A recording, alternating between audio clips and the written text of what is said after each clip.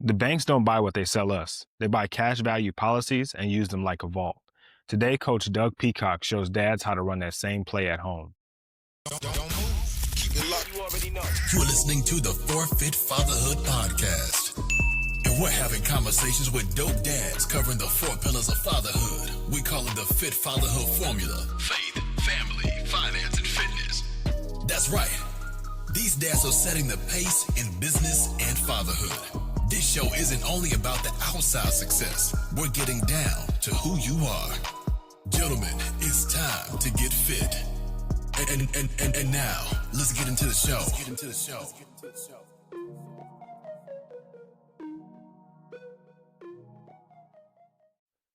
Welcome back to the Forfeit Fatherhood Podcast, a show for fathers by fathers, where we talk about the 4 pillars of fatherhood, which are faith, family, finance, and fitness, so you can lead at home and win in life. And I'm your host, Rod Richard. Today, I'm joined by Coach Doug Peacock. With 40 years on the sideline building young men, now he's helping dads become the CFO of their homes. We get into simple money system that focuses on guaranteed growth, liquidity, and tax-favored access so you can fund real life without breaking compounding. We talk about what sports really teaches our kids, how to be the bank for cars and tuition, and how to build multi-generational stability. If you've ever felt like the market or debt are running your plan instead of you, this one's for you. Let's get into it. All right. Welcome back to the Forfeit Fatherhood Podcast, a podcast for fathers by fathers, where we talk about the 4 pillars of fatherhood, which are faith, family, finance, and fitness. And I'm excited to have, I'm always excited to have guests on the show, right? But when I have someone who has been a father and been in the fatherhood game longer than me, it's always nice to hear their perspective, to get to hear, because I'm approaching where they've already been. So it's always nice to kind of hear what's going on from their perspective. So I'm excited to have Coach Doug Peacock here today. And obviously we got to talk a little bit of football, because I played football, you coach football. I coach football too, but not as long as you. So we got to talk a little bit of the game and fatherhood. So Doug, how you doing today? I'm excellent, Rod. Thank you very, very much. I appreciate the invite for allowing me to come on and share some of the things that have been meaningful to me in my life. Yeah, you know what? I feel weird calling you. I don't know and maybe it's not, right? Like when someone's a coach and as a player, you always want to call them coach. And so what did they call you Coach Peacock? Well, it was funny because when the truth is I never intended to be in this business. Okay. Okay. And the crazy part was, so I started a business and it was Doug Peacock, and nobody knew who Doug Peacock was. It was always Coach Peacock. So a lot of times I just, I use both Coach and Doug, and trust me, coaches, I've been called everything for over the last 40 years anyway, so it doesn't really matter. But the truth is, when I talk to anybody, it's Coach Peacock. Yeah. Okay. Yeah. It's funny when I started coaching, we were in like this weird period where kids are starting to call coaches by like their first name, right? And I was never really comfortable with it. And I have 2 first names, right? So not 2 first names. My last name's like a first name. So it's Rod Richard, right? Or Roderick Richard. So they both sound like first names. So kids were confused on what to call me, like Coach Rod or Coach Richard. They both sound like first names. So I used to just have kids call me Coach, right? It's like you can call me Coach. It's like the easiest way. Just don't add my first name, because I don't like that. And you can't say my last name for whatever reason. Just call me Coach. Yeah.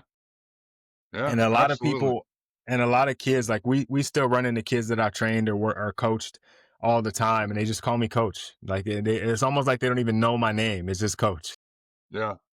So I got to tell you, we just got back from a cruise, and we were literally down, I don't know, somewhere in the southern Gulf of Mexico, and we're out on a tender boat, which takes you to and from shore back to the cruise ship. All of a sudden I hear, Coach Peacock. And I looked at my wife and said, did you hear what I heard? She goes, yeah, I did. I said, okay, it's funny. Yeah, you're always Coach. And I'm honored to be that. I spent almost 40 years doing that, so yeah.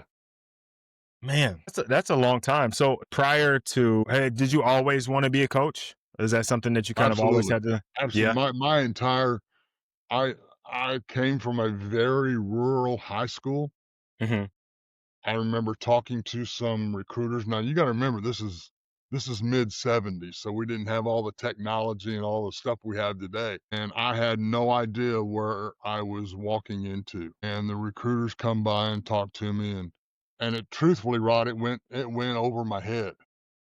And my coach was in there with me, Mhm. and we walked out to to the hallway, and he says, Go down to the office for a minute." And he looked at me and says, "You ain't got a clue what they just told you, do you?" I said, "Coach, it sounds like to me that if I play football, they pay for college." He says, "That's all you got to remember." That's I it. I had nobody in our family had been to college. Nobody. I mean, I didn't even know. I didn't even know scholarships existed. And yeah, so I mean, at that point, my entire world changed. And at that point, I thought, doggone, if I can do this for somebody else to get the benefits that I got out of this, shucks. I mean, that's a no-brainer. So, Yeah, yeah, so off we went. that's awesome. So where did you end up going to school? Indiana University Okay. Down in Bloomington. Then, so I played East Coast, West Coast, as far north as you would ever wanna go in the blizzards, and then as far south as LSU. Okay. And, so I mean, yeah, I got to see parts of the country that I would have never seen before. Yeah. And, everybody says, "Well, it was free." No, it wasn't free. I just didn't pay for it out of pocket. Right. I'm still paying a price with my body today. Said, yeah, you know what? That I feel the same way. I feel the same way. It's like, oh, you got your college paid for, but like, yeah, yeah, we negotiated. I gave them my body. They gave me education Right. because I'm still reaping the benefits of that, but I'm also still paying the price of that. Absolutely. Yeah. Absolutely. But I wouldn't trade it. I mean, I would do it again. I would do it again tomorrow. Yeah, absolutely. I Absolutely. feel the same way about my experience. I'm from California. And until I went to college to play ball, I had never been. I mean, I'd been a bunch of places. I definitely had never been to Michigan, and I definitely hadn't been to northern Michigan, which is like a whole nother world. But like as far as snow is concerned, I had only like gone to Reno and thrown some snowballs. You know what I mean? Then I get to school and it snowed for 8 months a year, and it was like a completely different experience. But I'd met so many people from so many parts of the country and the world that I would never would have met if I would have stayed. Because I was supposed to go to UC Davis, which was like 25 minutes from my house, but some things fell through on my fault, and so I ended up getting shipped off to the other side of the country. Yeah, Technically, the middle of the country is the Midwest, but it felt like I was in Canada. it is. I mean, Yoopers are Canadian, Southern Canadians. That's the 100%. It's a whole new world with a whole different language and sound and feel. It is a very, very unique peninsula for sure. yes, yes. Yeah. But again, I wouldn't trade it. Is an experience that, I looking back on it, and it was funny. We were just passing through Davis, so I went to my grandmother's birthday. She turned 83, so we went to her birthday party. She's in Sacramento. We're passing through Davis. My wife was like, "Do you ever think about going? Like, if you would, what would have happened if you would have went to Davis?" I'm like, "Not at all, not at all. Like, there would have been no trading of my experience. Like, I got experiences that I never would have gotten as a California kid going out there." Yeah. Well, it's funny because growing up, I was a rural Indiana kid, so I was gonna go to Purdue. I knew I was going to Purdue. It's where I wanted to go. My granddad had taken me to several games there. I mean, I can't tell you how many, Purdue Notre Dame games we saw. Yeah. I get onto this, recruiting thing, and I walk into the head coach's office, and he can't remember my name and has to shuffle some papers to figure out who I am. And I'm going, "Shucks, guess you're not as good as you thought you were." Yeah, yeah. And, that's when I realized that I wasn't probably going to Purdue, and, had to look for another option, and found it in Bloomington, and then they fired him the next year. So it was Well, so it all their worked. loss, right? Hey, I don't know, but I'm like you, I didn't look back. No, I'm Yeah, not looking back. I'm gonna go on. Let's go on. yeah, yeah, absolutely, absolutely. So you coached for 40 years. When did you become a dad along that journey? Yep, Okay, yep. I actually coached before I had graduated. I joined Wow. well, I got paid $700 for the season, but, no, so I actually, I was 1 class short of my graduation, so I ended up going to school in the morning, coaching in the afternoons, and then I had a job from midnight to 8, and it was go, go, go. I mean, back when you're young and dumb and you think you can do everything. Yeah, yeah. And so I did that. The next year, had my degree, so I got a full-time coaching job, and then I was in a town, Newcastle, which is known for their basketball. Mhm. And Steve Alford and Sam Alford was his dad, who was the head coach at the time, and it's Newcastle Chrysler High School. Well, Chrysler is a huge employer, and they closed. They didn't Uh, cut back, they they just shut closed, down. and of course, the reduction in force rules were not even thought of at that time. So one day I walked in, I had a job, and the next day I didn't have a job. And I kind of got fed up with it and literally called one of my high school coaches who had moved to St. Cloud, Florida. And I said, "Look, man, I'll take a girls basketball job. I don't care. Get me in the door and I'll coach." And they needed an offensive line coach, which was my forte. And long story short, I walked in and interviewed and had the job the next day. And so I told my wife, got married in March and moved in April, just in just in time to have spring ball in Florida, which was May, and which was an entirely different world to me because we didn't do that in Indiana. But so then I spent the next 13 years in Florida, had 3 kids down there, became a Okay. father. All of them were Floridians, but we couldn't get any family to move down with us. Mm. And so we were spending major holidays with just very, very good friends. Now, don't get me wrong, they were great friends and close friends, but that's it, they weren't family, but they were in the same boat we were in. One group was from Tennessee, one group was from Kentucky, one group was from Kansas, and we're all getting together and pretending like we're family for holidays, and it's not the same. So, long story short, I had to interview back in Indiana, which was not a football move at all. I mean, Florida high school football is perhaps the best in the nation. And I came to Indiana and truthfully, at that time, my first year back was 94, and football to most people was an afterthought, or something just to get in the way of basketball season. Yeah. I mean, it's the basketball state, right? Yep. Yep. And then all of a sudden, we started winning and created our own monster. So it worked. It worked really, really well. And I spent the last 18 years there and loved every minute of it. But eventually, the body broke down and just said, "Hey, you can't do that anymore."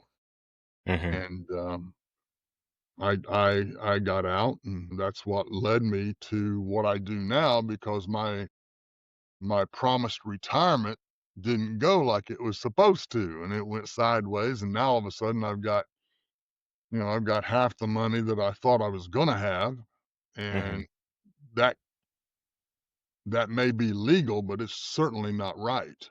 Um, I got mad, I got upset, the whole gamut, and I just decided at that point I was gonna learn a different way.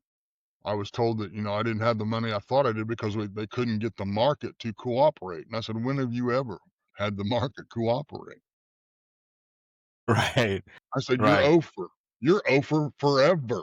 Right. And, um, and ironically, I tried to get at it at 2008, 2009, which, the markets were down 50%. So I literally looked at my 403, which is a teacher's 401k. So the exact same rules, it's just a different employer. Mhm. And, I mean, it was a 203. I'm going, I can't do this.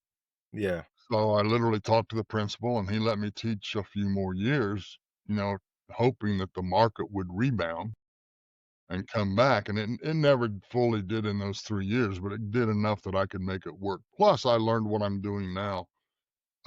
and we build as much wealth as you want off the radar screen of the IRS and without the risk of the markets.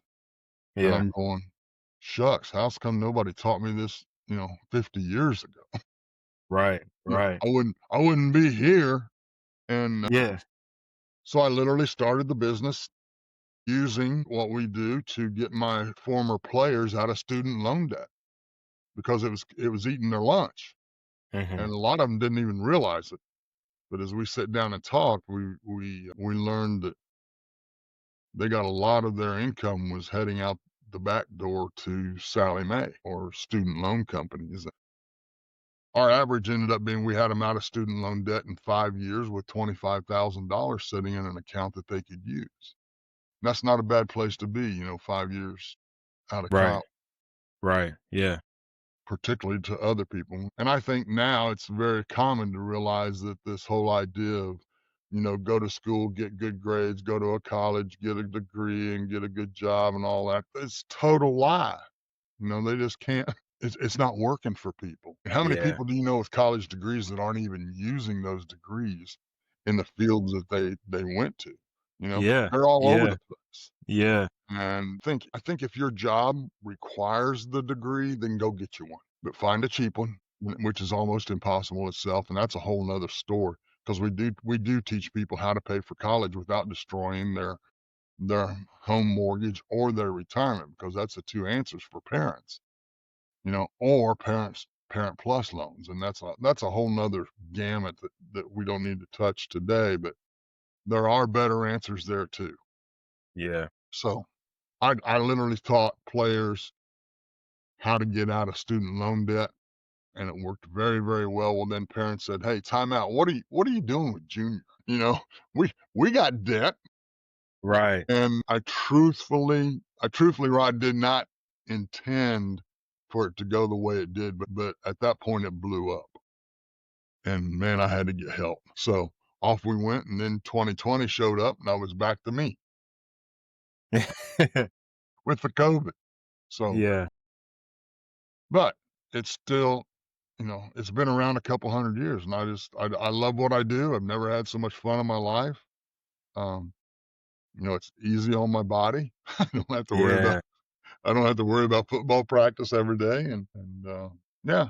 So I wanna come back to that because I know you teach fathers how to kind of become like the CFO of their home. I mean, I absolutely. wanna I wanna get into what like the day to day of that actually looks like. But I don't want to skim past the coaching aspect of what you've done because that's a long time coaching, right? But and the reason am because I coach as well, and I still coach just strength and conditioning. I don't coach football anymore, but I see the parallels between when I'm coaching my athletes and when I'm parenting my kids. For somebody that has as many years coaching, like you spend decades coaching guys on the football field, right? Do you think some of that helped prepare you or helped kind of guide you a little bit in how you parented your kids? Or maybe the other way around, like the I way think it you was I parented. actually yeah, I actually think it was the other way around. If you played for me, you were my kid, period.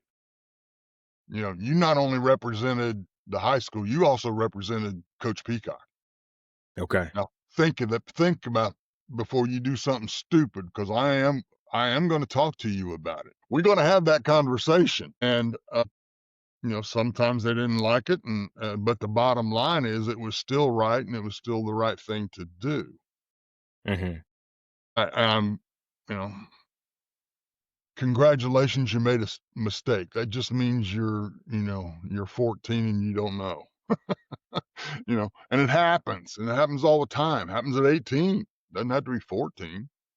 But shucks, today it happens in college all the time. I mean, so the bottom line is guys are missing. I just wanted them to know that I cared more than how well they played football. I wanted them to be a member of whatever community they go to in the future, that they're part of that. They coach, they teach, they do something to help their community. And I think we did that very, very well. Yeah, I say that all the time. Is like I'm parenting my kids in a way that I'm parenting them so that when they leave here, right? They leave this house and they go out into the world that they're able to have an impact, right? So I'm trying to impact them here so they can have an impact there, right? And I felt the same way. Like I still talk to the guys from my very first year of coaching, and I was just fresh out of college.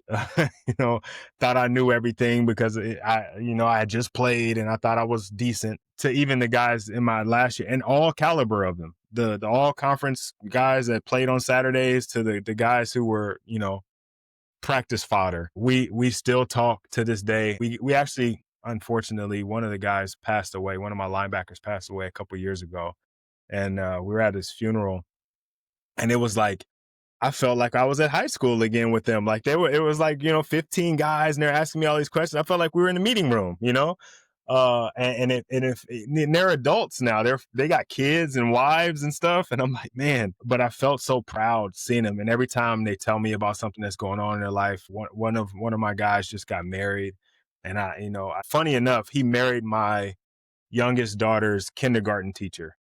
But I was, so proud of him, because he was a little bit of a screw up in school, but he's gotten his life together. He's a business owner. He's marrying a teacher. Like, I'm like, oh man, this is so amazing. And I feel like you said, they're my kids, They're my they, kids. they represent They will always be who, my kids. yeah. And it's like you pour into them the same way, right? Because I don't think a lot of people on the outside looking in don't realize how much time you spend as a coach with these kids. It's you're never not a coach. You're Yeah. never not a coach. It's Yeah. 24/7, 7 days a week, 365. I mean, if it's not a kid, it's the program. There's always something, and let me flop that a little bit because that takes a special woman to be that man's husband, wife. Yeah. Okay, and that is huge. I was very, very lucky. I had 2 sons and then a daughter, so both of my sons played for me. And the nice part is they were good, so I didn't have to go through that mess. All right. And then my daughter at that time wanted to be an athletic trainer. Mm, And so I okay. stuck her with our team doctor in 6th grade. There And you he says, go. No, let me train her now." And so she had been in my training room then from 6th grade on. Well, shucks, by the time she was a freshman in high school, she ran my training room. Yeah. And with the power that, her last name was Peacock. Yeah. You know, Better not be "Hey, messing dad around. dad's right down the hall. I can get him involved if you want." Right? Don't be in But, there splashing no, so water in the now cold tub. she is a surgical tech, and all of my kids did very, very, very, very well, I'm convinced it's because of what they learned through football, even my daughter. Yeah, I think there's so many, and that's why I love athletics for kids. I think a Sure. lot of times people get wrapped up in like the finish line and wanting to, I want my kid to play in the NFL or I want my kid to play in the NBA. And that's so unrealistic for so many people. I think the real value is all the other intangibles that you get from it, right? You learn how to work as a team. You learn to overcome adversity. You learn how to take direction. You learn how to be disciplined, how to be coachable.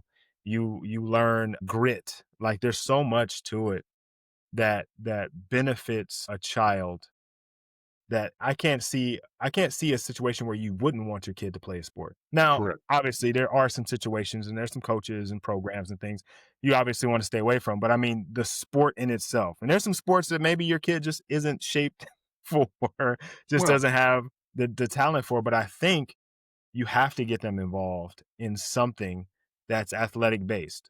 I know there's a bunch of different things you can have them do, and people are getting kids into it's funny computers and because I tech and did my stuff. master's degree on that, Oh wow. and the study was that in fact, the title was that even high school football is better than high school. All right. And it was to predict your success later on.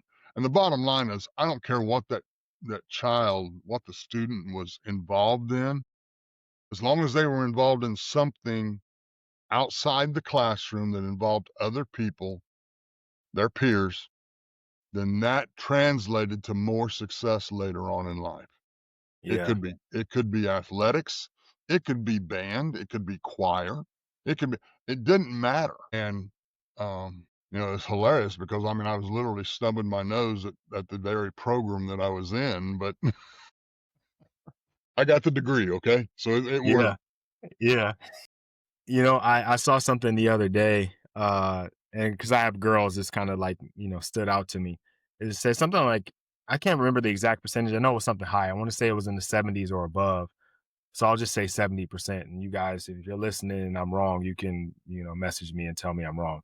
Uh, but like 70% of female executives played sports. Mhm, Like, and it makes perfect sense.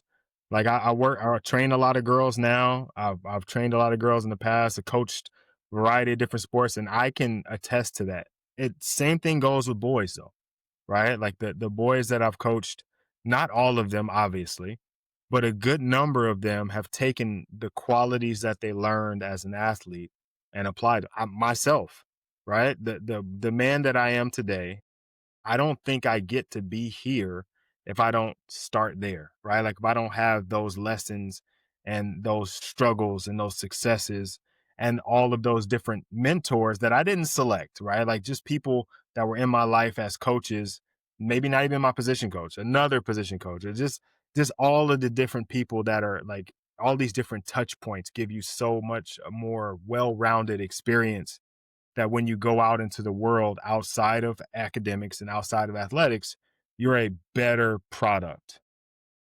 Yeah. you've already experienced it. Yeah. You've already experienced the hard work, the unfair, the everybody's against us stuff. The type of stuff that causes kids to quit today.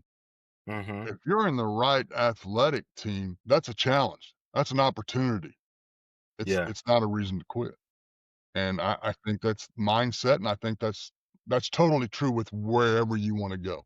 Whether you wanna go with your career or whether you wanna go financially or spiritually or I don't care. That's all it's all about mindset. Yeah. Absolutely. 100%.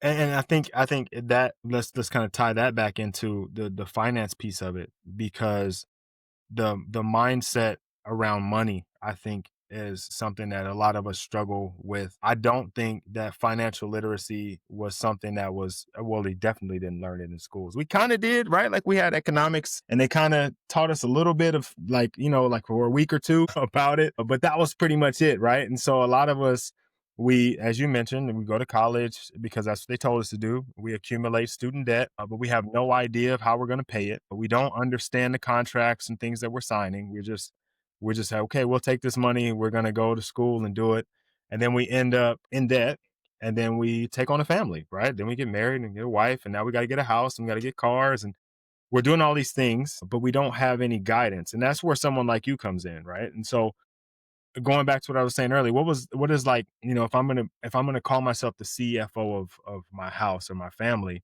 what does that look like Well, for it's me? Like kinda what funny because when you said that, I'm amazed at the number of kids. Now, kids to me is okay? okay. Yeah, yeah, you're out of school, yeah, you may have a degree, you may not have a degree, I don't care, but you're 20s, and you're not gonna start a family or you're not gonna get married because of student loan, and to me, we really need to talk. And we gotta find a way because you can't put your life on hold because of external factors. Congratulations, you made a mistake with money, that just means you're over 12, Right. alright? And the truth is, I didn't understand any of that until 30 years down the line, and I tried to retire. Hmm. And I'm going, "Oh, shucks, this ain't gonna work." Well, what I found out was that, that most of America today is in the same boat. Everybody thinks they have a really solid game plan to win, and they're not. And the problem is it's happening 30 years later, and now all of a sudden you're 65, and what are you gonna do? You don't have enough money. And the crazy part is I was trying to retire at 2008, 2009 the first time, which was right at the beginning of the big drop. Hmm. The real and then we've had several since, but the truth is nobody saw it coming, but yet it's happened all the time. I mean, Mhm. 2001 it happened, 2008 it happened. And then we had a real estate collapse, and then we had, the Fannie Mae stuff. And the bottom line is, if what you thought was true about your money wasn't true about your money, when would you want to know? Right now, as soon as Right possible. now. Yeah. And my answer was 50 years ago. Yeah. Yeah, yeah, yeah, Truthfully, yeah. right? And that's kind of how this started. And I will show you what I'm talking about. For example, I truly believe that our financial system is broken. I'm not telling you it's illegal, because it's not. Everything they do is, I promise, legal. They got the legal side of this covered. But just because it's legal doesn't make it right. Exactly. Example. So let's say you start with $10,000 and you put it into an investment, and it is a great year and you have a 100% return. So now you've got $20,000. Yeehaw, this is great, right? But next year sucks. So you lose 50%. 2008 shows up again. Well, now all of a sudden you lose half of your 20, so now you're back to your 10,000. Mhm. But yet the average return for those 2 years is 25% average return. And when they advertise that to you and tell you that you have a 25% average return, I feel really, really good about my ability to make money decisions, right? I mean, shucks, this is great. But then I turn around and look at the balance, and I don't have any more money than I did 2 years ago. Yeah. That's exactly. Now, Yeah. legal, yes, but I thought it was very, very wrong, and I had to find a way to get to do that. So what I think everyone needs a storehouse, and I want you to change your thinking a little bit about investing. I want you saving before you invest. Not against investing. In fact, I love it, and you should, but not first. Save money first, and that money should go in a storehouse. Well, what do you want your money to do? Well, easy. Number one, grow. Mhm. What if I could have it guaranteed growth? Okay, I'll take that. If that exists, I would like that. Yeah, And I'm it's going to interested. grow. If it's going to grow more next year than it did this year, okay, I like that. What if that growth was tax free? Shucks. Yes. I mean, Uh-huh. so some of y'all are laughing right now, but guys, this had to make sense to a high school football coach. Okay, Mhm. not not a Wall Street mogul. All right. And that's where this comes from. So some of you are going to laugh at me because I make it so simple, but it truly, it has been designed to confuse you, just because somebody didn't ask you the right questions. So let's simplify it, ask you the right questions. How about if I could have access to that money the whole time it's growing? It's called liquidity. If you talk about fancy terms, that just means I can get to the money. I can access the money to use what I want to use it for. I also want it private. I don't want it out here that everybody can see, or into the credit market, or I have a credit score and all that kind of stuff. And I want it off the radar screen of creditors, and particularly the IRS. Okay. Remember, I want tax free growth. Okay. And then possibility of 30 years of that money available tax exempt as a cash flow in my retirement years. That's what this guy was looking for originally. Mhm. Okay. I didn't realize all these other things came along with it. So understand, where I decide to storehouse my money is going to determine how much taxes I pay, how many lifelong fees that you will pay your advisor, how many checks I get to write to the United States Treasury the rest of my life. The IRS tax code says I have to pay income tax one time when I earn the money, but yet 99% of Americans pay income tax every year, over and over and over again, often on the same money. Yeah. All right. So, So what's the storehouse? How do we do this? Because I'm interested. I'm in. This sounds too good to be true. It sounds like the government won't allow this to happen. So I need to well, know. it's ironically, we use the IRS code for our benefit. Okay. Nobody's ever taught us how to do that. Not at all. There are Not at all. literally five. Rod, there are literally 5 IRS codes. Now, please understand, I didn't know any of this when I was trying to get out of coaching. Okay, teaching and coaching, I didn't know any of this. But there are literally 5 IRS codes that allow me to take cash flows tax exempt. Tax exempt is a whole lot better than tax free. Tax free means, it's still over here on your tax form. Yeah, they still see it. Tax exempt means there's no place on your 1040 you even put these numbers. Even How's better. come nobody taught me that? Well, it's by design. Yeah. Okay. Yeah. So my storehouse, the storehouse that I use. Now, please understand, go save your money wherever you understand. But let me share you where I think you should be storing your money. Okay. It's uninterrupted compound interest. So everybody talks about compound interest for you, right? And they give you that nice, ski slope type Yeah. thing. Man, it's pretty. I mean, by the time you're 30 years down the road, that sucker's going vertical. I mean, you're doubling your money every 3 years. Yes. Problem is, nobody gets that. Why? Because we interrupt the compounding. Well, how do we interrupt the compounding? Market volatility, the market drops, advisors get paid, or you have an emergency that you didn't foresee, and now you got to take some of that money for something else. Okay.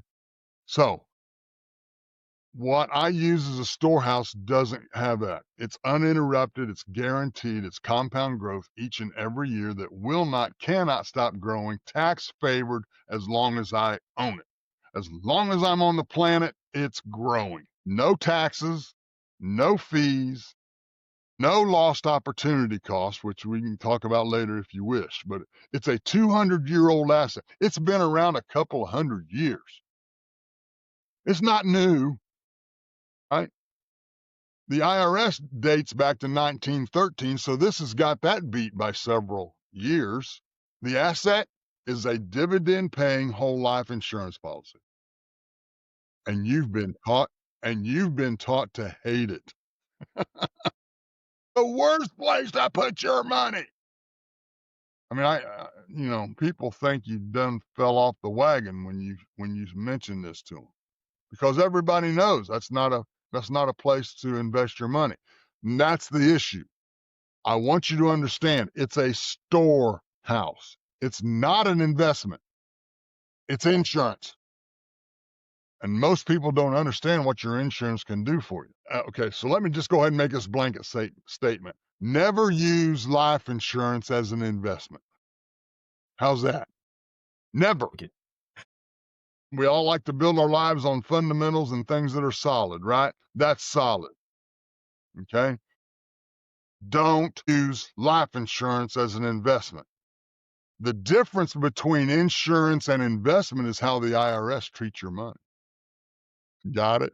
And they have no sense of humor. So I want to switch gears just a little bit, because I want you to think about banks. Okay. Whatever your favorite bank is, or maybe not your favorite bank, but the bottom line is, all banks, they know how to make money. I don't care what the interest rates are. I mean, I'm old enough to I remember the 80s when prime was 24%. Try to buy a house, and your mortgage is at 14, 16%. People flipping out over 6 right now. Yeah. Yeah, Yeah. right? Here's the crazy. Banks own all the tall buildings downtown. They own almost every prominent street corner in your community. Don't believe me? Find the banks and look at that corner.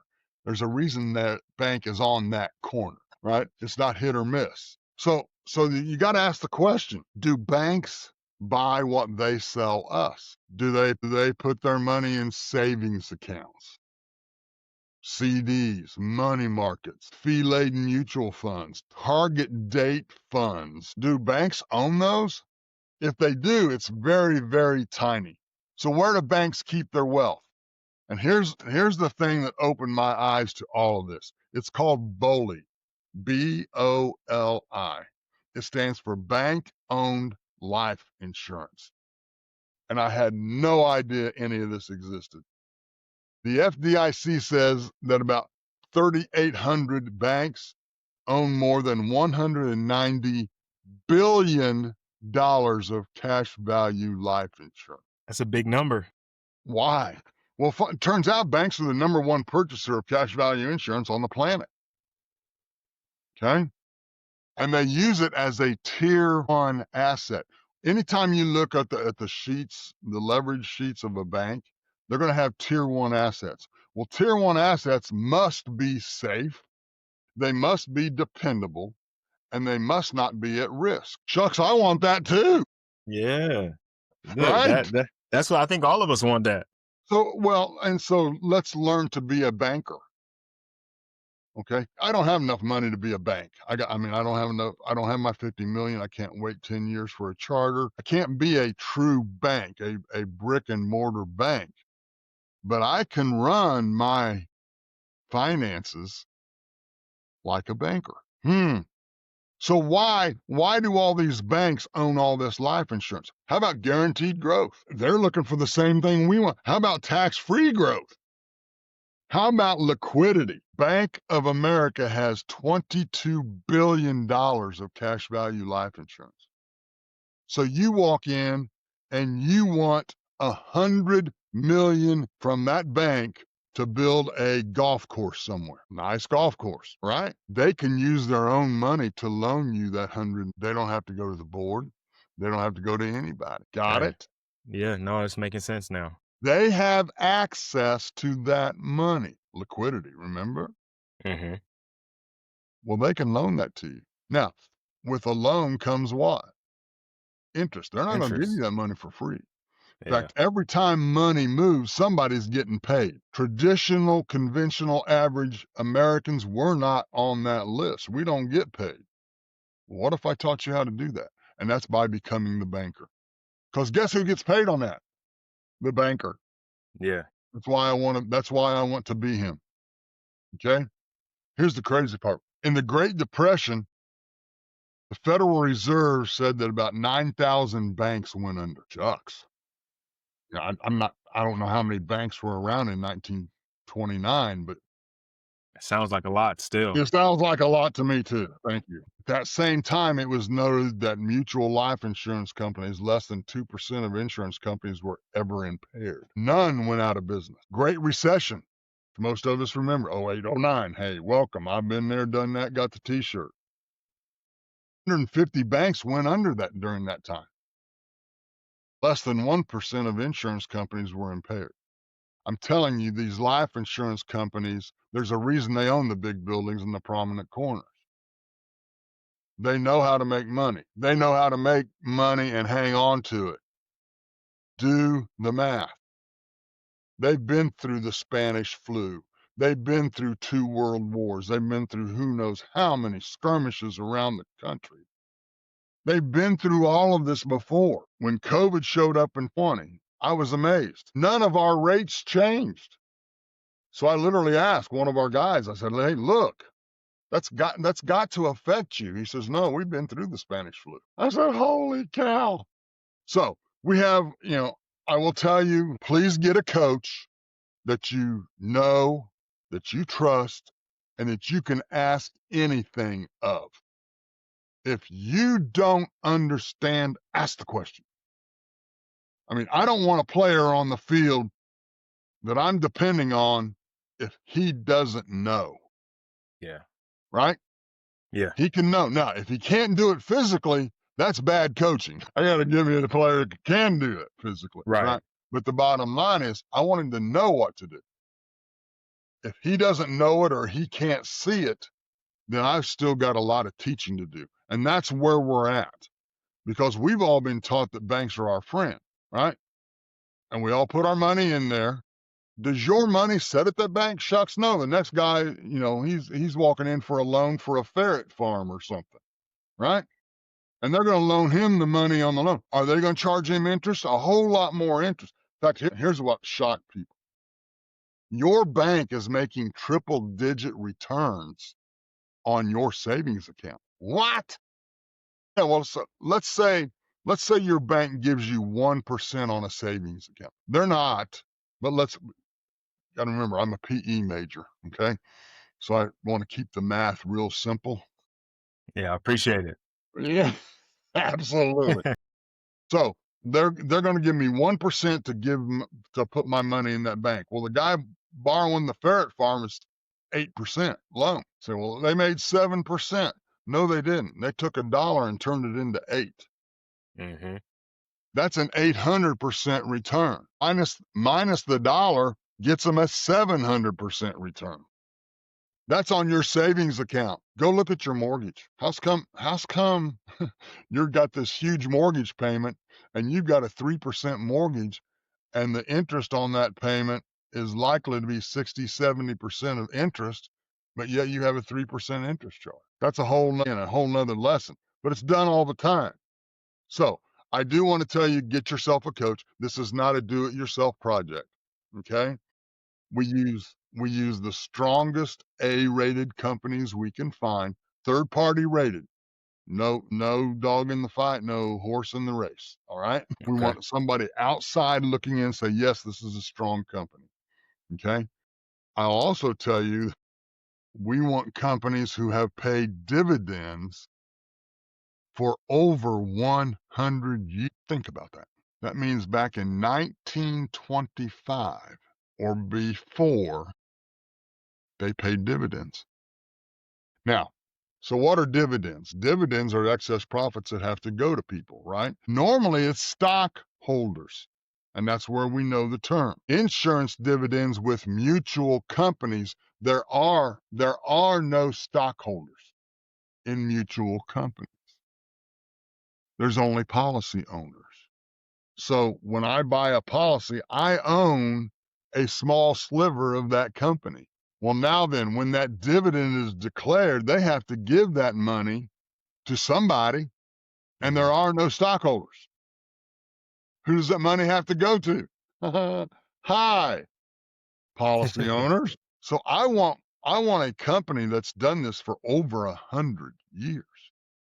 I mean, I can show you companies that can't do it 2 years back to back, right? Let alone 100.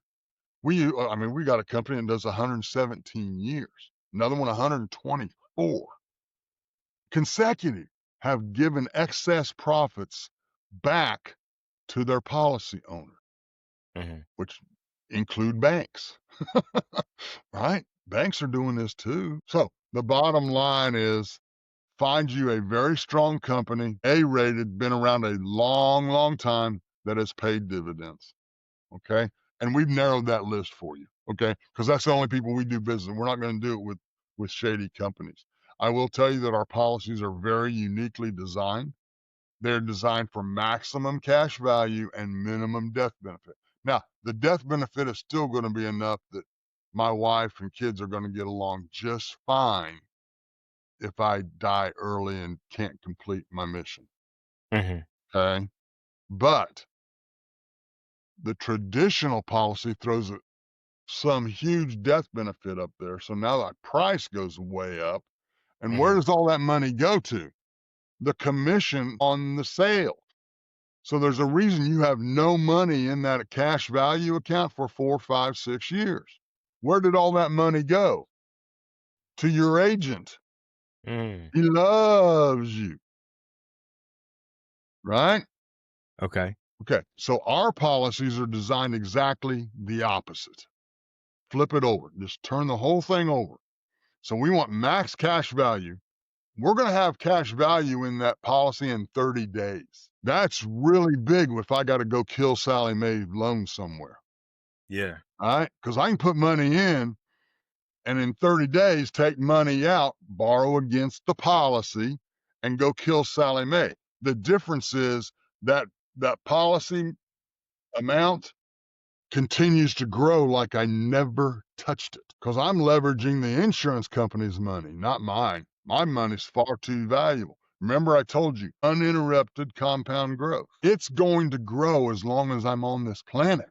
Got it. Got it? Got it. Now, and I have access to it. Now, I have access to it through a loan, which means the insurance company is going to charge me interest, but it's going to be right now it's like mid single digits, and it's simple interest. It's not compound interest. It's not like your credit card. It's not like your mortgage. It's not like your car payment. It's simple interest. 5%. You borrow $100, you owe them $5.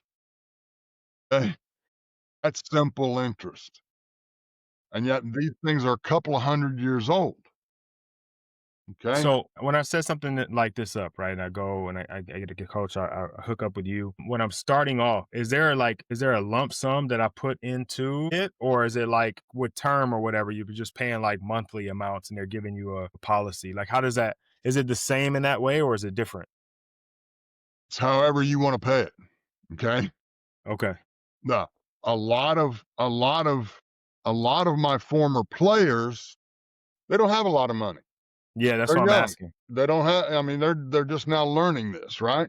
And so they're Right. trying to build wealth, and they don't have a lot of money. So they're going to do a monthly plan. Okay? Other people, they have a lump sum. Look, I've been saving this money for this. Well, why not put it in the policy first so it continues to grow? 30 days, pull that money out and go buy what you want. Meanwhile, for example, somebody throws in $40,000. You can do that, single premium, okay? And then add to it if you want, whatever you, and they're very, very flexible. Let me put it that way, okay? But I throw in 40,000 because I got $25,000 here I want to buy. So I put the 40 into the insurance policy. 30 days later, I take out 25 car. So what's going on? I got the car, got it for a cash price, okay, because I paid him cash. He doesn't know where it came from my policy. But most people think that that 40 all of a sudden went down to 15 because I borrowed 25, right? Not Mhm. in this policy. You still have $40,000 growing like you never touched it. Now, I want you to take whatever you were going to pay as a car payment, and I want you to pay that back to the insurance company, not the bank or the IRS. Why? Because now that whatever that car payment is credits my account, and now I got more money to use. Wait, Got it? so I took the 25 out. The Yep. account stays at 40, but Yep. now as I'm making these payments, it's like, okay, let's say the payment's $500. So now it's 40,500. And then is It's that it? actually just making up the equity back. Got you. Because Got you. when Got you. when I got 40 and I take 25, they're not going to let you take another 25 Got you. Got you. because you Got you. don't have the equity in the policy. Got you. Okay. Makes sense? Yeah. But I I make a year of payment. That's another 6 grand. Well, now all of a sudden I got 30 grand sitting there I can use again, Got you. Okay. right? Not bad. Plus, if I still pay premium, that sucker's still growing. So Yeah. I mean, I'm going to be completely different than most people you've ever talked to because I want to fight. Do you understand? I mean, okay, so I used to teach this with a magic coffee machine because I was a coffee addict. I ain't lying. I mean, I'm going to drink coffee. And the older I got, the less my stomach handled it. And then I found out the caffeine was keeping me up all night. But anyway, so if I had a magic coffee machine and I put in a quarter and I got my cup of coffee, great. Then all of a sudden the magic happens and it gives me 10 cents back. Okay. So really the cost of the coffee was 15 cents. Okay. Tomorrow I put my quarter in, I get my cup of coffee, and I get 11 cents back. Now all of a sudden the coffee cost me 14 cents. Can you see eventually the day is going to come when it's going to give me my quarter back? It's a matter of time. All I got to do is pay the premium. So eventually that quarter is going to become $1. I do it long enough, it's going to become $2 or $3. Now all of a sudden I'm paying premiums, whatever that premium pick that I like that fit my budget, and I'm going to make more money through the policy than I put in that year. Well, now, is it really a bill? Shucks, no. I got one heck of a storehouse that's paying me more money to store my money in there than what I'm putting in every year. And that's absolutely fabulous. And you can't stop it. It's going to happen. But yet all of that money is still accessible for you to use whatever you want. It could be something we talked about Sally Mae and cars. What if it's a wedding for your daughter? What if it's a mortgage? So the other thing that I try to teach people about this is that they are limited on the number of policies I can buy, particularly at my age. But I have 3 kids. I can insure all 3 of my kids at a much better rate than what I've got. I also have 6 grandkids. Oldest is 9. How much do you think it's going to cost to insure a 9-year-old? Very little. But I own the policy, so I control the money, but it's the insurance policy is actually on their life. I hope that kind of makes sense, and that's kind of advancing a little bit in the weeds, but the truth is all of us can do that. And that's what we've done with our family. So hopefully my grandkids will never see the inside of a traditional conventional bank. We'll just come to the family bank and do everything we need to do from the bank, the family trust that has become a source of financing for the entire family, not just me. That's okay. A lot of what I just shared you never heard either. Right. The bottom line is I'm getting money back because I bought a cup of coffee.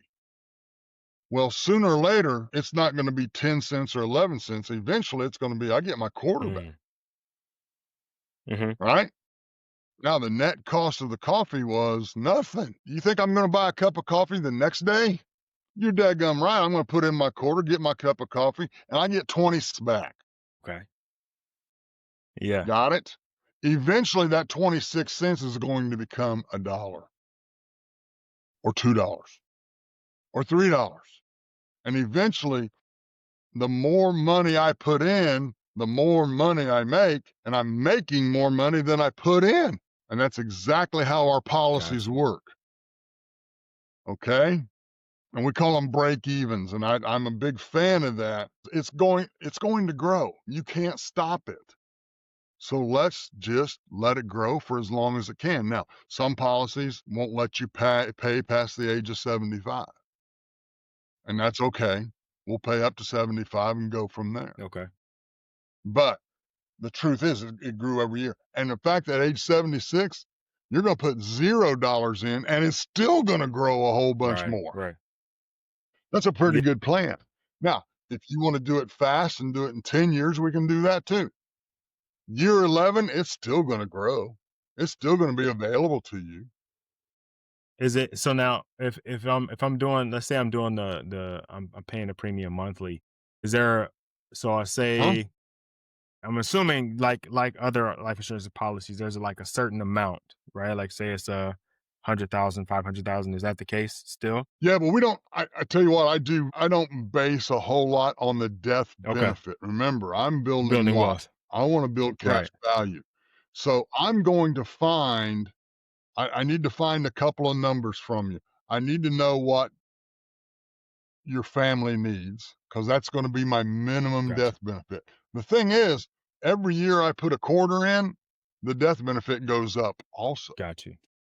In fact, the death benefit always has to be higher than the cash value. That's what makes it Got you. insurance.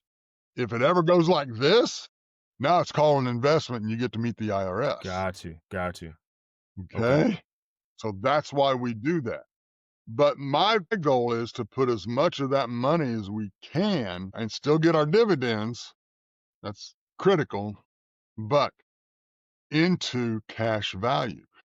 That, Rod, that's different for Right. everybody. Okay. Okay.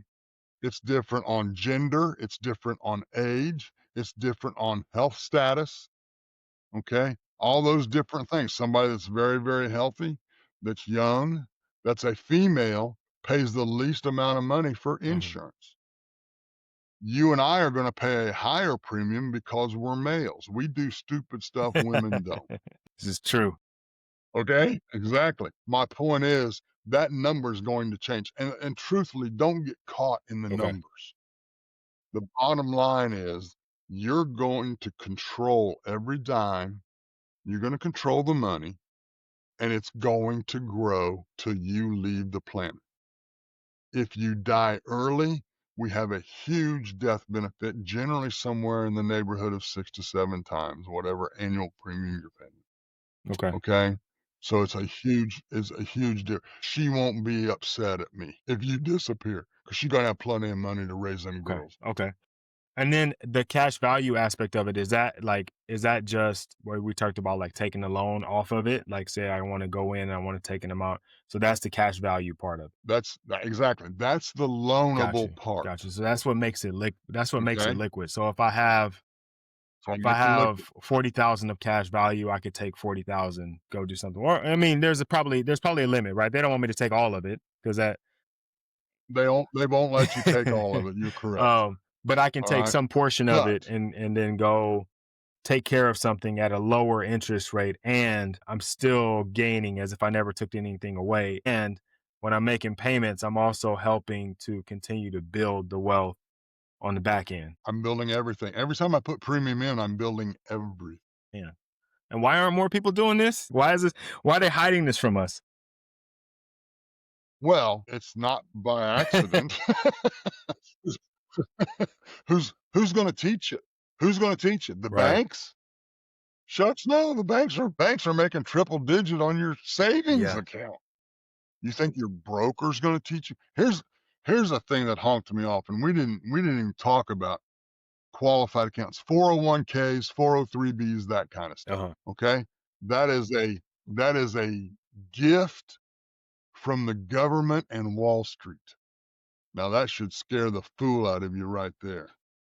It is a multi-million dollar industry that's totally supported by your account balance, not the company's, your account balance. So there's 3 guarantees. There's 3 guarantees with every qualified account. The government gets his, your advisor gets his, and the third one, you pay them both. Okay. Yeah. Ouch. So, why not get completely out of that? Why not get completely out? The head of the new incoming Security and Exchange Commission's chairman, his name is Paul Atkins. He and his wife, now this is the guy that's in charge of Wall Mhm. Street. He and his wife have 54 life insurance policies. 54? Why? Guaranteed growth, liquidity, tax favored, generational wealth transfer, creditor predator judgment proof, millions of dollars available in retirement. Same thing you and I are looking for. Yeah. That brings up a question for me. So I can transfer this policy to my kids, or I can transfer the Yes and wealth no. of the cash. Yeah. Go ahead. Sorry. It's okay. It's a great question. Never leave your kids Got it. cash. Never leave them taxable Okay. assets. Got it. Because Why? they're gonna get taxed. Yeah. Because you don't know what you don't know what the taxes are going to be in 20 years when Right. they get it. Right. Right? Death benefits are income tax exempt. Remember those exempt rules Yeah. we talked about? This is one Got of you. them. Okay.